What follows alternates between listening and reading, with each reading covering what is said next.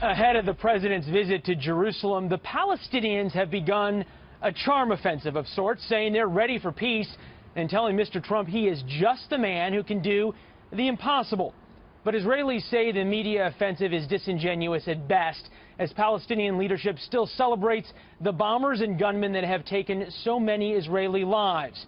To talk about the Israeli counteroffensive, David Keyes, Prime Minister Netanyahu's spokesman, join us as we overlook the old city. David, great to be with you. Thank you. Thank you. What is this? Is this a new precondition of the Israeli government? Is this a posturing by the Israeli government against the Palestinians? What's happening here?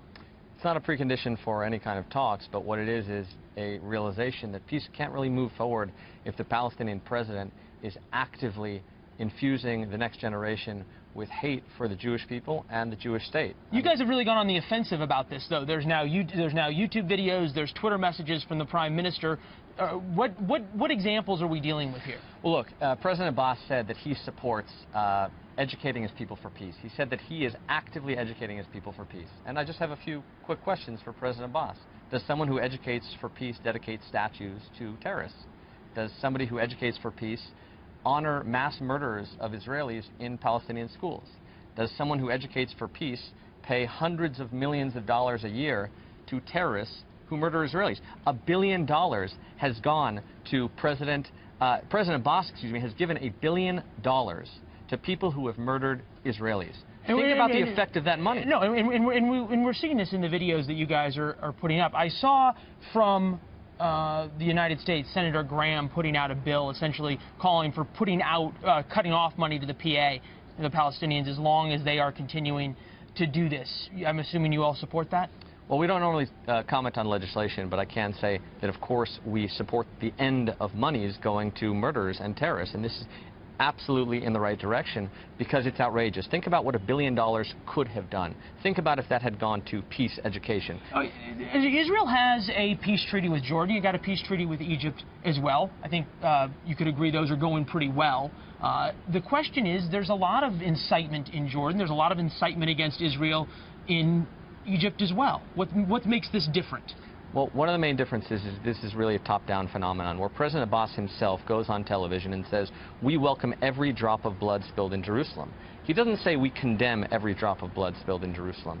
Think about if $1 billion had gone to peace education, as I said. Think about if statues had gone up to Gandhi or Mother Teresa or Andrei Sakharov instead of mass murderers. Think about educating the next generation for peace instead of war. But instead, President Abbas is diverting so much money to teach young children that the best thing that they can do is murder Israelis. Something certainly that the Prime Minister is going to bring up with President Trump, probably some of the examples we just showed that you all are putting out as well. Yesterday, Prime Minister Netanyahu doubled down on saying he wants not only the U.S. embassy, but all embassies moved to Jerusalem.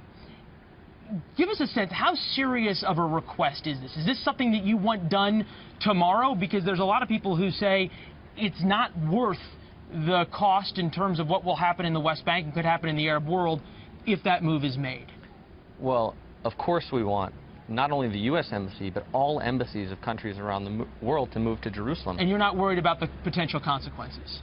Well, I think that this conflict ultimately boils down to recognition of the other. And what some Arab states, and certainly what the Palestinians are trying to do, is to delegitimize Israel by saying, you don't really have a connection. That's why votes in UNESCO and the UN that say, you don't really belong in Jerusalem are so damaging, because that's what this conflict is about.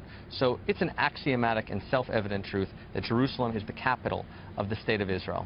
It's been the epicenter of the Jewish people's moral, religious, and political life for literally thousands of years. There's absolutely no reason. So moving the embassy, in your view, verifies that as a stamp of approval from the world of what you just said? Well, it's a stamp of approval of a basic truth.